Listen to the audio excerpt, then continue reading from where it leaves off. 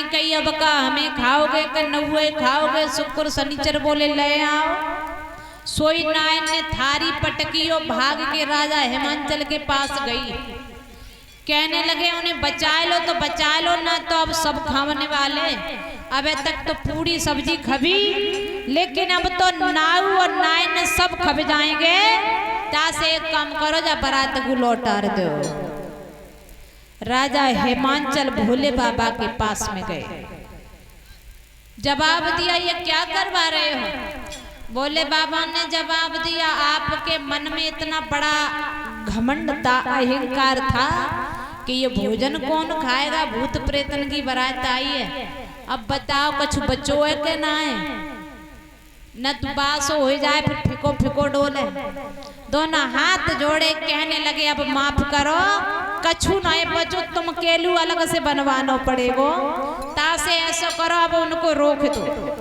2.5 पत्ता दिए हैं भोले बाबा ने तुलसी के, जा करके दे देना। और जैसी शुक्र शनिचर को वो 2.5 पत्ता दिए, तैसी डकार भरी सोचन लगे अब कुछ तसल्ली आई राजा हिमांचल के। शुक्र शनिचर ने पेट पे हाथ फेरो कहने लगे अब तो अफरे गए। राजा हिमांचल सोच रहा पूरा कमरा खाए गए भरो भरा, तब नहीं अफरे, लेकिन 2.5 पत्ता में अफरे गए। अब नंबर आया शादी का। नारद ने कही काय को खुआरी कर रहे हो, झूठा परियो हम पे, तासेजा वेशभूषा को बदल लो। भोले बाबा से बहुत प्रयास किया, सभी ने जुर्म मिल के देवताओं ने, तो भोले बाबा ने शादी के समय सुंदर सा रूप बनाया।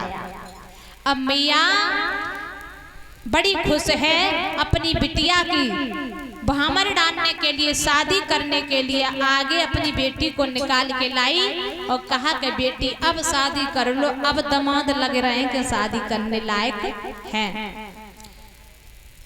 बरमाला पड़ी है, उसके बाद में कन्यादान हुआ है, फिर भामरे का नंबर आया।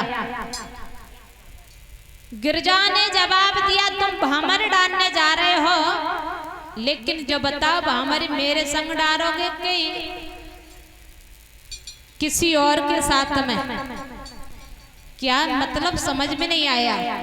मैया ने समझाया तुम्हारे सिर पर गंगा विराजमान है और तुम भामर डालोगे कि तो साथ में उस गंगा जी की भामर पड़ जाएंगी तो 2-2 पत्नियां हो जाएंगी, ताजे ने अलग रखो।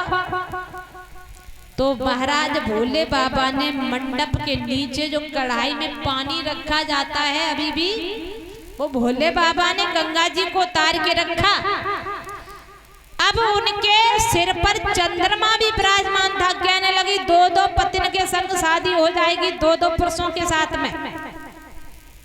चंद्रमा को रखा, नीचे मंडप के जो दीपक रखा जाता है, ये चीज तभी से चालू हुई है। उसके बाद में मैया ने जवाब दिया कि फिर तुम्हारे पास में तुम हो और एक और है, उसके साथ में भामर पड़ गई, तो फिर समझ लो फदियते।